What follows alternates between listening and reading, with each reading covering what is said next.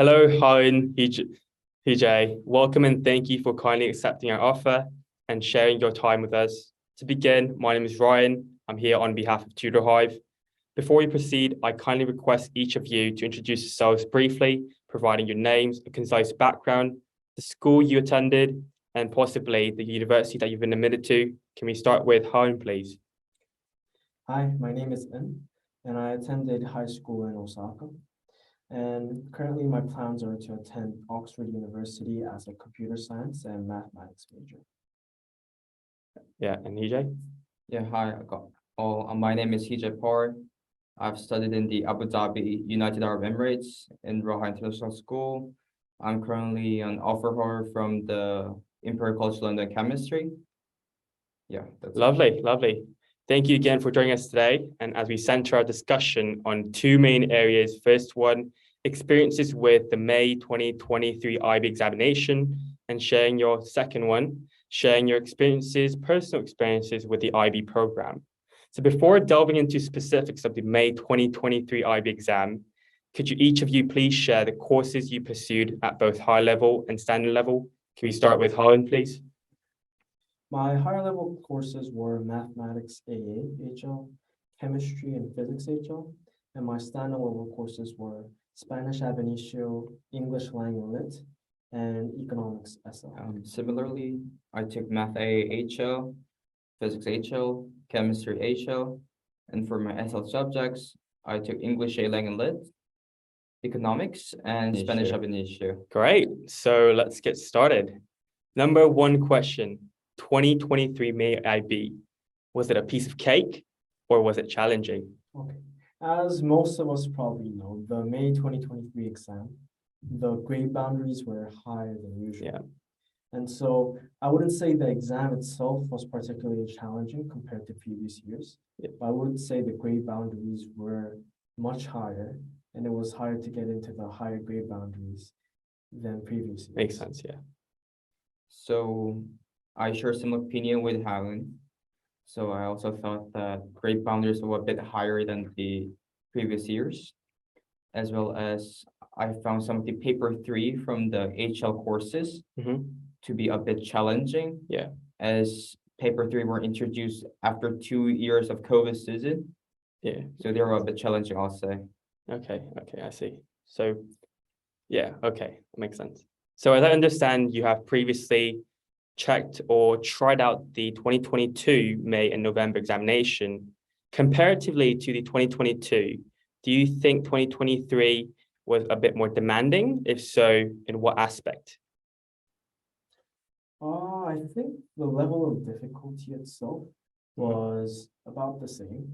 But going again to the grade boundaries, I knew the IB was trying to go back to its usual 2019 grade boundaries. So yeah, instead of adjusting myself to the 2022 standards, I tried to aim for a little higher when preparing for my exams. Okay. So for me, it was a bit different. So I did go over 2022 season past papers, but I found 2023 papers to be a bit harder and challenging, as we have covered more topics than 2022, as well as, again, grade boundaries were higher, but alongside the grade boundaries, I found questions themselves to be more challenging. Okay. So if so, on a scale of 1 to 10, how would you rate your preparation for the May 2023 exam? Okay. I'd probably rate myself at about 6.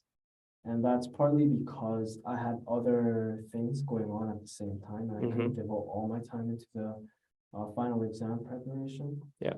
And also because for some of my SL subjects, I was like, okay, I'm focusing on my HL subjects, I'm dropping my SLs. And so I would probably rate myself 6 out of 10. Fair enough. For me, it's a bit similar, but I will give me 8 out of 10. As we know, from December, I have prepared university applications. From March, I'm preparing my visa applications and so on. But still, I think I gave plenty enough time and effort preparing the 2023 May exam. But still, I have some I have a bit of regret that I could have performed better Mhm. in the exams, but overall, I'm satisfied with my output. Yeah. Cool. Cool.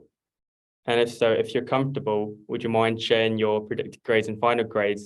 Or if not, maybe difference between them so people get an idea of what the differences are.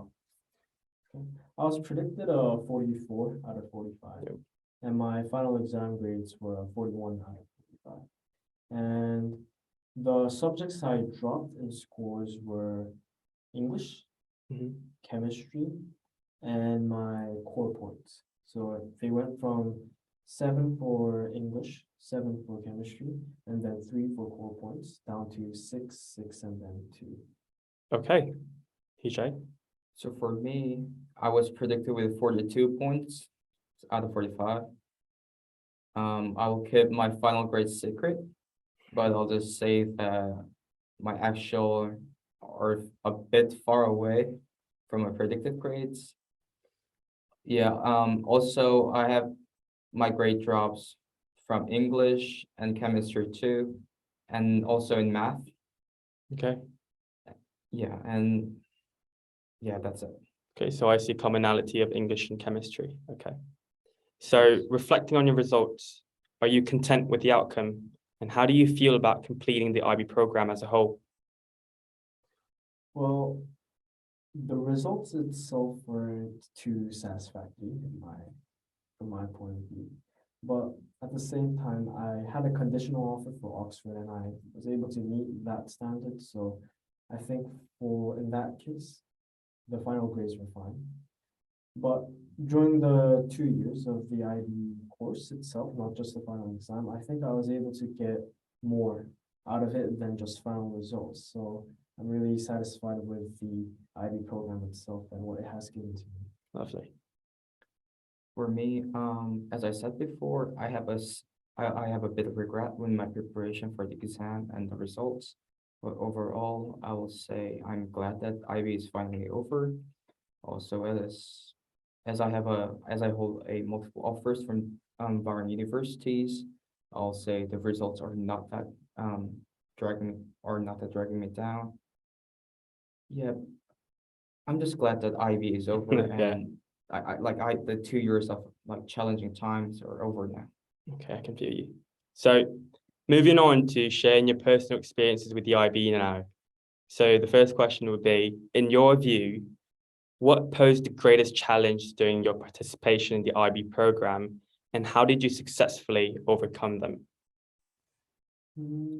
I think the big thing all IB students talk about is time management, Mm-hmm. especially because we have IAs, extended essays, not just that, we have CAS and university applications to do simultaneously. So keeping track of what you have to do and meeting your deadlines were the most crucial part of my IB life. And I think that's what I struggle with the most, along with my other fellow IB mates as well. Okay. But then the thing is, as you go through IB, you get used to the strict time schedule, and then you get a better timekeeper than you used to be. Okay.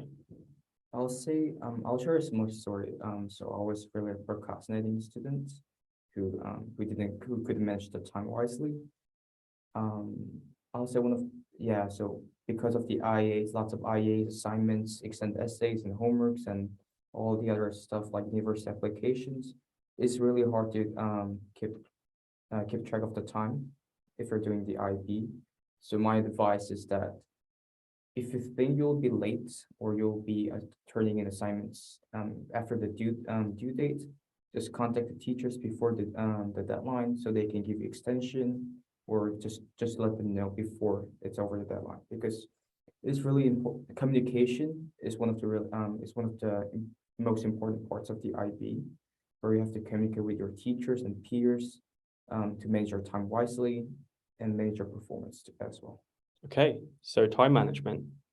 So next question was about time management, but I will skip that part and say, similarly, how did you strike a healthy balance, if you did, between studying and other commitments in your life?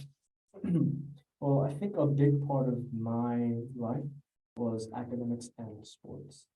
And I tried to cope with my stress, academic stress, through the sports I played in. And basically throughout the year, I participated in volleyball, basketball, badminton, and outside of the time I worked out at the gym, at my local gym, so that I got enough physical activity to keep my body healthy, and in that way manage my stress and my mental health as well.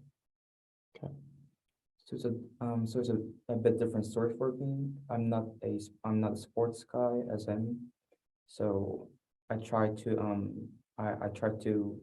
maintain my mental health by listening to music. One of the most traditional way of managing stress. So when I was every time I'm studying, I'll just listen to like music and like pops, classics. It does not matter. Just listen to them and carry on the stress with the music. Okay, well, thank you. 2 more questions, guys. Okay, so were you engaged in any extracurricular activities during IB program? If so, could you recommend one to the upcoming DP1 program people? One thing I was involved in that I'm really proud of is the math club that I was able to be a founder of. And so to students who are really interested in one particular subject, and that was for me math, try to go in as deep as you can and then utilize your CAS at the same time and try to explore what you can before you do your university applications, because definitely once you start getting your character in one particular field, it shows in your essays. It probably shows to the university admission team as well. And if you're gonna select one extracurricular activity, I recommend you do something on particular subject or thing that you're really interested in. Okay. For me, it's a bit different. So one of the activities I think I'm most proud of is my voluntary work at the Korean school in my home country, Abu Dhabi. So in there, I used to teach younger grade students about the Korean grammars and Korean vocabularies. And I feel that it really works, like showing volunteering can show your consistency as well as your community service. So I think volunteering, apart from the academic clubs, are worth it. Yeah. Okay, thank you. So lastly, from your perspective, how has the IB program prepared you for your future education or your future career aspiration and endeavors?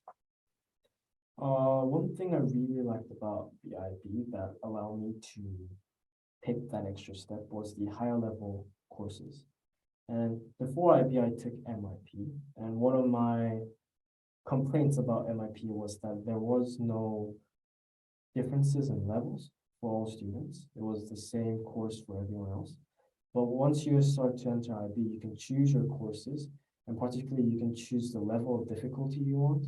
And so once I was able to study math, AHL, chemistry, physics, AHL, I was able to get a deeper understanding of the subjects that I really wanted to know about.